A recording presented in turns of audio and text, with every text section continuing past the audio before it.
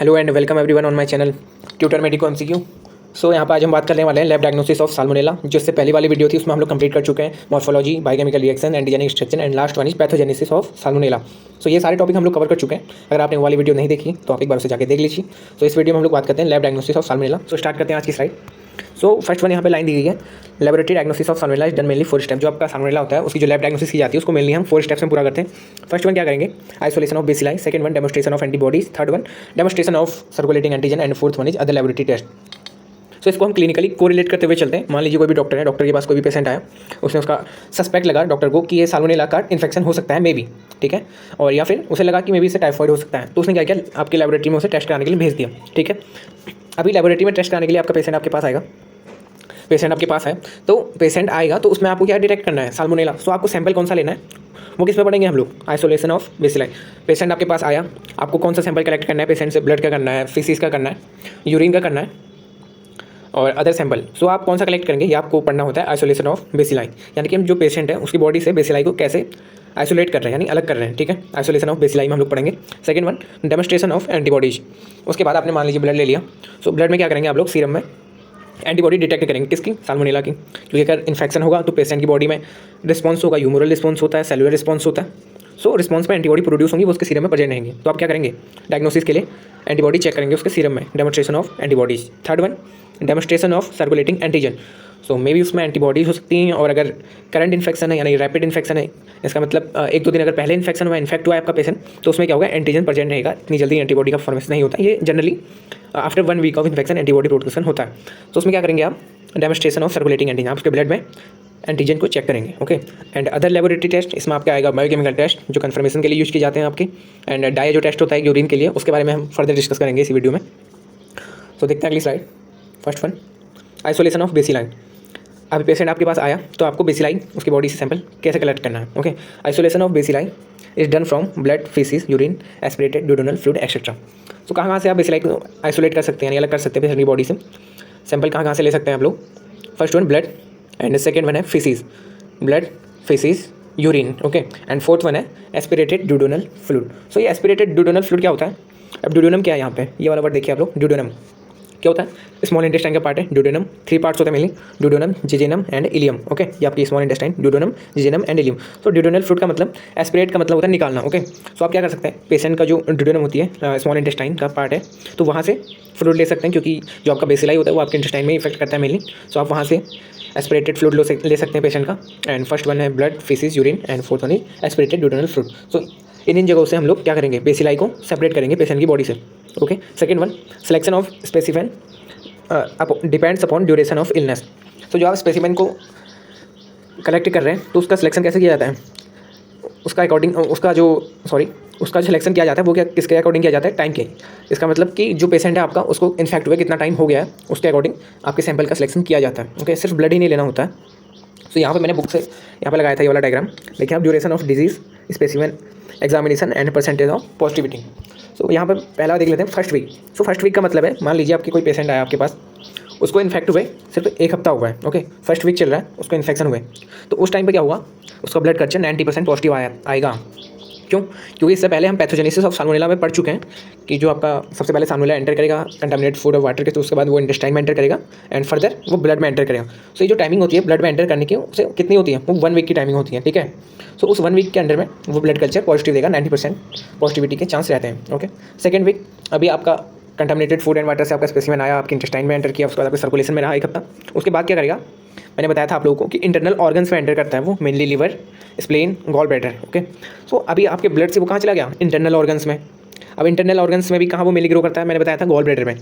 सबसे पहले स्पेसिमेन आपका एंटीजन आया साल्मोनेला कंटामिनेटेड फूड से, इंटेस्टाइन की वॉल के थ्रू वो आपके लिम्फेटिक सिस्टम में गया, उसके बाद आपके ब्लड में प्रेजेंट रहा। फर्स्ट वीक में आपका ब्लड पॉजिटिव आएगा, एंड सेकंड वीक में वो कहाँ चला गया, इंटरनल ऑर्गन्स में चले गया, और वहाँ क्या करता है, मेनली गॉल ब्लैडर में ग्रोथ करता है, क्योंकि ये क्या करती है, नेचुरल कल्चर मीडिया की तरह एक्ट करती है, किसके लिए, साल्मोनेला के लिए। अब गॉल ब्लैडर में ग्रोथ करेगा, एंड मैंने आपको बताया था फर्दर वो क्या होता रहता है, रिलीज होता रहता है आपकी इंटेस्टाइन में, और वहाँ पे आपकी इंटेस्टाइन में इन्फ्लेमेशन कॉज करता है। सो सबसे पहले ब्लड कल्चर हमारा पॉजिटिव आ गया। अब सेकंड वीक में क्या होगा, वो आपकी गॉल ब्लैडर में ग्रोथ कर रहा है। सो अभी यहाँ पे सेकंड वीक में क्या हो जाएगा, ब्लड कल्चर के चांस पॉजिटिविटी के कम हो जाएंगे। देखिए यहाँ पे 75%, क्यों? क्योंकि वो ब्लड से तो आपकी gall bladder and internal organs में एंटर कर चुका है। सो यहाँ पे 75% आपका गॉल ब्लैडर 75% आपका ब्लड कल्चर पॉजिटिव आएगा सेकंड वीक में। एंड जो आपका फिसिस कल्चर होगा वो 50%। सो 50% क्यों आएगा? क्योंकि अभी आपका जो बेसिला ये सेकंड वीक में एंटर तो कर गया है गॉल ब्लैडर में, लेकिन अभी उसकी ग्रोथ अच्छी तरह से हो नहीं पाई है। रिलीज तो हो रहा है आपके इंटेस्टाइन में, लेकिन कम हो रहा है। ओके, सो फिसिस कल्चर जो होगा आपका वो कितना पॉजिटिव आएगा, 50% पॉजिटिव आएगा। थर्ड वन है विडाल टेस्ट। तो विडाल टेस्ट में हम लोग बेसिकली करते हैं, हम एंटीबॉडी डिटेक्ट करते हैं। ओके, सो आपके ब्लड से जैसे ही वो आपके इंटरनल ऑर्गन्स में एंटर करेगा तो आपके ब्लड में एंटीबॉडी फॉर्मेशन स्टार्ट हो जाएगा, लेकिन कंप्लीटली नहीं होगा, स्टार्ट हो जाएगा। सो इसलिए जो आपका विडाल टेस्ट है वो लो टाइटर पॉजिटिव आएगा सेकंड वीक में।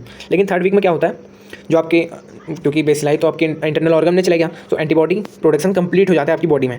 तो थर्ड वीक में क्या होगा, एंटीबॉडी प्रोडक्शन कंप्लीट हो जाएगा। तो विडाल टेस्ट में अगर हम एंटीबॉडी चेक करेंगे तो वो 100% पॉजिटिव आएगा। क्यों? क्योंकि थर्ड वीक में तो आपका एंटीजन ब्लड से हट के आपके इंटरनल ऑर्गन्स में भी अच्छे से ग्रोथ कर चुका है। और अगर इंटरनल ऑर्गन में अच्छे से ग्रोथ हो जाएगी तो फिसिस कल्चर में ज़्यादा रिलीज होगा आपके इंटेस्टाइन में, उसकी वजह से क्या होगा, आपका फिसिस कल्चर पॉजिटिव आएगा। तो यहाँ पे क्या होता है, 80% चांस हो जाते हैं आपके फिसिस कल्चर के पॉजिटिव आने के, और ब्लड कल्चर 60%। इसका परसेंटेज इसलिए घट जाता है क्योंकि थर्ड वीक चल रहा है एंड आपका एंटीबॉडी रिस्पॉन्स भी स्टार्ट हो चुका होता है उस टाइम में। सबसे पहले फर्स्ट वीक में बेसिलाई आया, आपके इंटेस्टाइन वॉल को पेनिट्रेट करके आपके ब्लड सर्कुलेशन में जाएगा। सो इस टाइमिंग में पूरा आपका एक हफ्ता लग जाता है। ओके, उस बीच वो आपके ब्लड में प्रेजेंट रहेगा, आपका ब्लड कल्चर पॉजिटिव आएगा। अब सेकंड वीक में क्या होता है, वो ब्लड से आपके इंटरनल ऑर्गन में चले जाता है। ब्लड कल्चर पॉजिटिव आने की जो परसेंटेज होती है वो कम हो जाती है, सिर्फ कितनी रह जाती है, 75% रह जाती है, क्योंकि वो आपके ब्लड से कहाँ चले गया, इंटरनल ऑर्गन में चले गया। अब इंटरनल ऑर्गन में क्या करता है, सेकंड वीक में वो मेनली गॉल ब्लैडर में ग्रोथ कर रहा है और आपके इंटेस्टाइन में रिलीज हो रहा है। ग्रोथ तो हो गई लेकिन कंप्लीटली ग्रोथ नहीं हो पाई अभी भी। ठीक है, आपके इंटेस्टाइन से आपके फिसिस में आ रहा है वो, क्योंकि कंप्लीट ग्रोथ नहीं है एंड रिलीज भी कम हो रहा है। सो इसका 50% पॉजिटिव आएगा सेकंड वीक में। And third one Widal test, आपके ब्लड से इंटरनल ऑर्गन में चले गया और एंड उस टाइम पे क्या होता है, आपके सेकंड वीक में एंटीबॉडी प्रोडक्शन स्टार्ट हो जाता है आपके ब्लड में, लेकिन कंप्लीटली नहीं होता है, इसलिए विडाल टेस्ट भी आपका लो टाइटर में पॉजिटिव आएगा। थर्ड वीक में क्या होता है, जो आपका एंटीबॉडी प्रोडक्शन है वो पीक पर पहुंच जाता है, कंप्लीटली एंटीबॉडी फॉर्मेशन हो जाता है आपके ब्लड में। सो एंटीबॉडी फॉर्मेशन कंप्लीट हो जाएगा तो ब्लड कल्चर आपका पॉजिटिव कम आएगा क्योंकि एंटीबॉडी बन चुकी है बेसिलाई के अगेंस्ट। ठीक है, एंड जो आपका फिसिस कल्चर होगा वो 80% पॉजिटिव आएगा। क्यों? क्योंकि आपकी गॉल ब्लैडर में उस टाइम वो फुल्ली ग्रो कर चुका है और वो रिलीज कर रहा है आपके इंटेस्टाइन में बेसिलाई को। ओके, सो ये था ऑल अबाउट हमारा isolation of bacilli. Third one slide देखते हैं यहाँ पे, क्लॉट कल्चर। सो क्लॉट कल्चर क्या होता है, बेसिकली नाम से पता चल रहा है क्लॉट।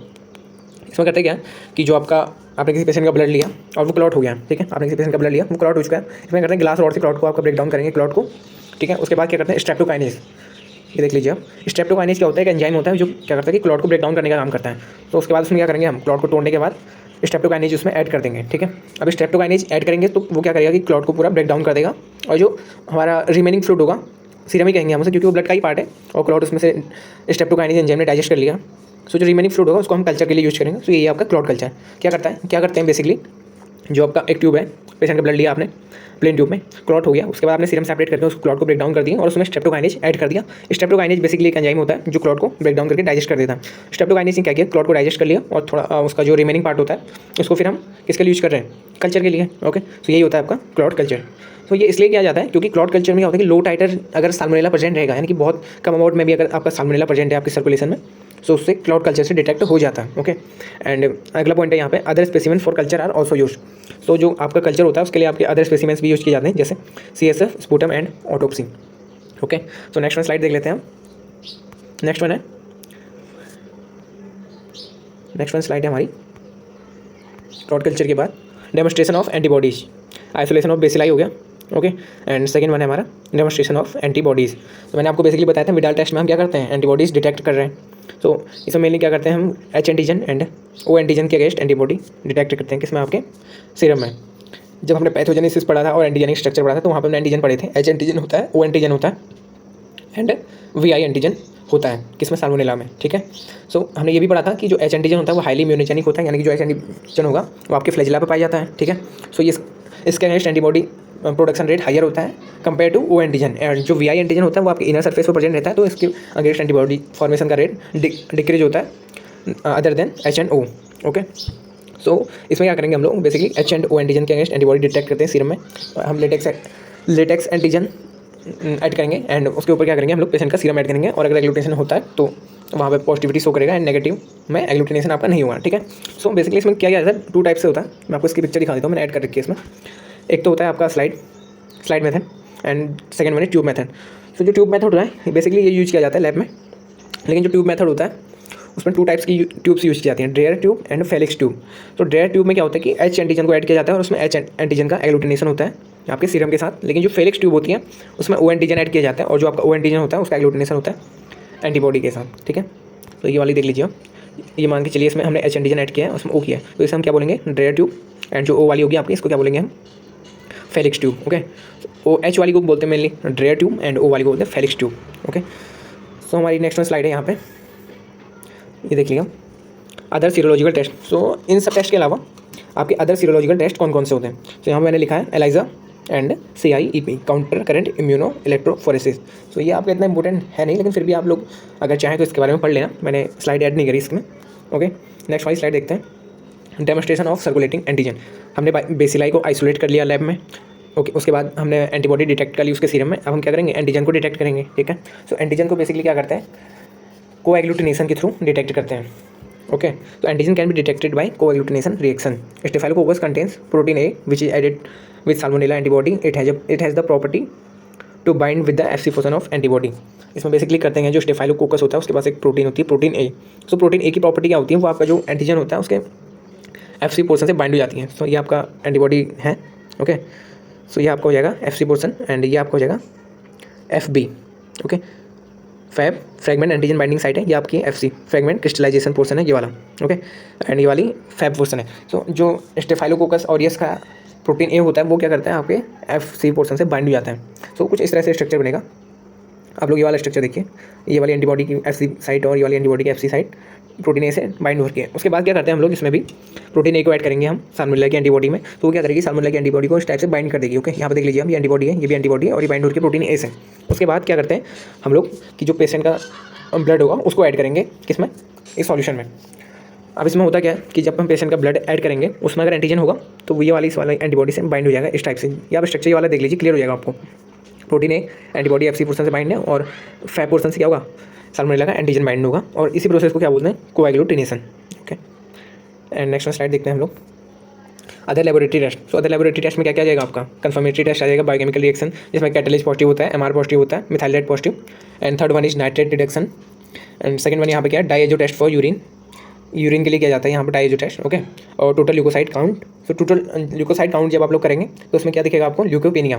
तो ल्यूकोपीनिया क्यों आएगा यहाँ पे, मैंने आपको बताया था कि जब आपका एंटीजन आपके इंटेस्टाइन की वॉल को पेनिट्रेट करके अंदर पहुँचता है तो वहाँ पे न्यूट्रोफिल एंगल्स तो करती हैं लेकिन इसे डाइजेस्ट नहीं कर पाती, और इसके अंदर ग्रोथ होती है साल्मोनेला की, और वो क्या करता है आपके न्यूट्रोफिल को बस्ट कर लेगा, उसकी वजह से क्या होगा, आपके ल्यूकोसाइट काउंट कम हो जाएगा, ल्यूकोपीनिया।